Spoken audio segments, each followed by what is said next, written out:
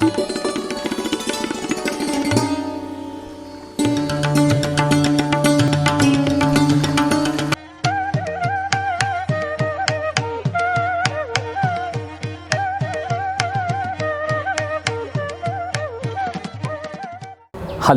and welcome to the 6th episode in our series on women's mental health.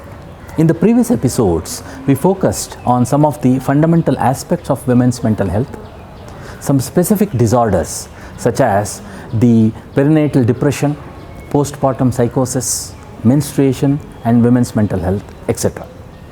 In this episode, we are focusing on substance use disorder and how it affects mental health among women. Come, let us meet our expert.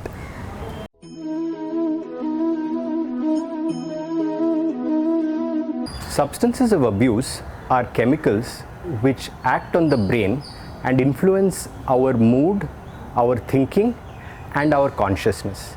This leads to people taking these substances again and again.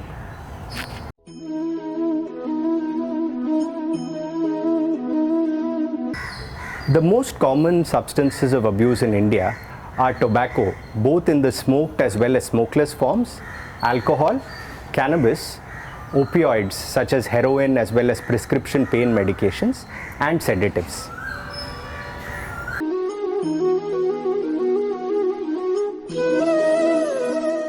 Substance use disorders are a problematic pattern of substance use in which the individual does not have control over the pattern of substance use, desires or craves for using the substance, as well as continues to use the substance despite many adverse consequences that the substance may have in the person's life.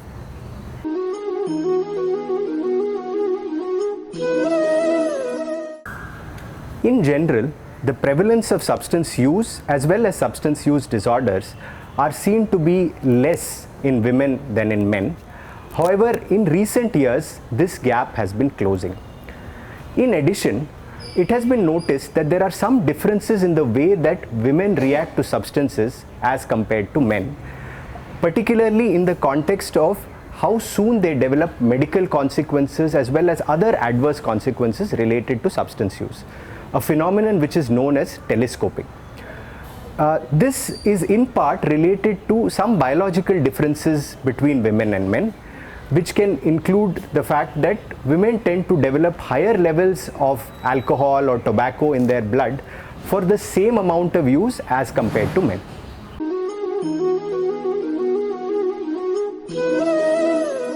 Studies have shown that the prevalence of mental health conditions are greater in women who use substances. It has also been found that these mental health conditions often precede substance use, particularly in women. The most common mental health conditions seen amongst women with substance use include depression, post-traumatic stress disorders, anxiety disorders, as well as personality disorders. In addition, it has also been seen that women with a history of trauma in their childhood and other similar adverse childhood experiences also have a greater risk to go on to develop substance use problems.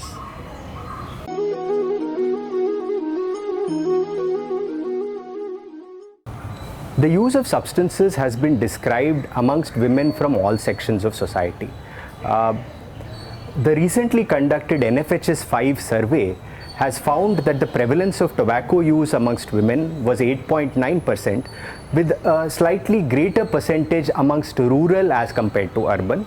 The prevalence of alcohol use was found to be 1.3%, with again a similarly slightly higher prevalence amongst rural as compared to urban women. The National Survey on Extent and Patterns of Drug Use, conducted in 2019, also found that alcohol use prevalence was about 1.6%, which was found to be across all states of India and across all sections of society. The use of other substances like cannabis and opioids is seen to be a little bit less amongst women, although the prevalence of sedative use has been found to be high amongst women in different parts of the country.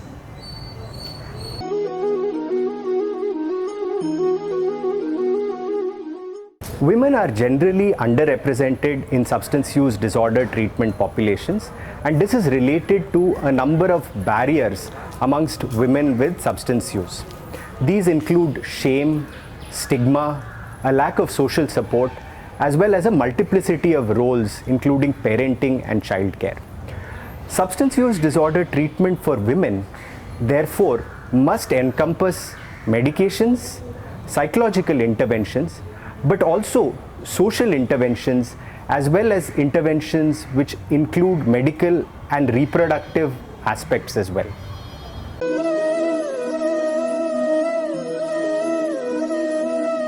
There are now an increasing number of options for seeking help for women who have substance use disorders. NIMHANS, for example, runs a specialized facility for treatment of women with substance use disorders and offers both outpatient as well as inpatient services. Many other government hospitals in different parts of the country have also started similar services. In addition to this, non-governmental organizations as well as private rehabilitation centers have also advertised gender-sensitive services, although the exact nature of these services are not clear. In addition, support organizations such as Alcoholics Anonymous are also known to run women-only groups. This concludes the sixth and final episode in our series on women's mental health. This particular episode focused on substance use disorders among women.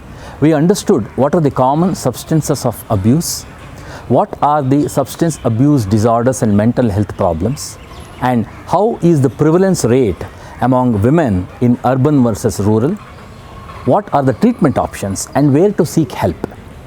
Thanks for watching this video, and this also concludes the 6-episode series on women's mental health.